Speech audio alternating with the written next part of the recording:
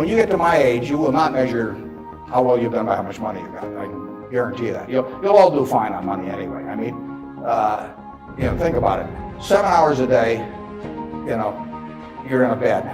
You got exactly the same mattress I've got. If you don't, we'll sell it to you at the furniture market. So that time we're on a parity. I can't outdo you, in terms of my sleeping enjoyment. You can match it by buying this mattress, which will give you a special price on. Just mention my name. We eat at the same places. We eat at Dairy Queen, particularly if you're in my position as the owner. But we eat at McDonald's and Burger King, and when I leave here, I'll stop by a fast food place later. So our eating experience is the same. We travel the same. I had a 10-year-old car until about a year ago. It just doesn't make any difference to me. They all work. We live in a place that's warm in the winter and it's cool in the summer, and we watch the Super Bowl on the street. You do it, I do it. We dress more or less the same. I pay more for my clothes, but they look cheap when I come on. So we're really on a parity. Yeah? So the money isn't going to be that big a deal. Everybody in this country is going to, with the intelligence this group has, the energy you have, you're going to do well. So what's the difference?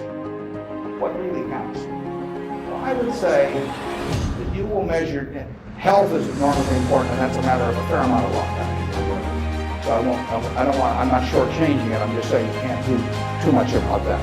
But you will measure your success in life by how many, and extent, whether it's the people you want at 70 or whatever the age may be, you'll measure by how many of them really love you, in the end.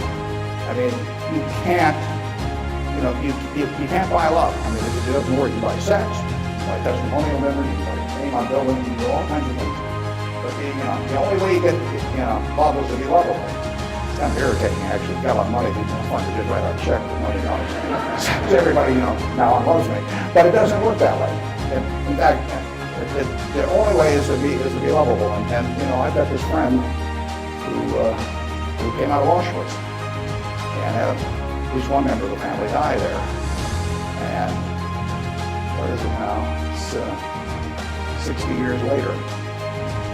She still, when she looks at people, when she looks at people, the question she asks herself in determining who she really trusts as friends, the one question in her mind is, would they hide me? Now, when you get to be 70, if you've got a lot of people who would hide you, you've got a successful life. I know people who have a tremendous amount of money, no one would hide. Their own kids wouldn't hide. They really wouldn't. Their business associates wouldn't, or anybody else. If it really came down to it, they don't have anybody's respect. They've got their attention maybe with money or something, but nobody loves them. And my friend Tom Murphy at Cap City Stevie, dozens of people that hide Murphy. All kinds of people that hide my wife.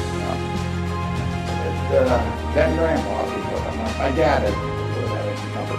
Like I say, I can tell you people that everybody may pay homage to them, and the kids may put up with them and hope they don't change their will or something. But the truth is that nobody would hide them. And if you've got a lot of people who would hide you when you get to be 70, you will have a very successful life.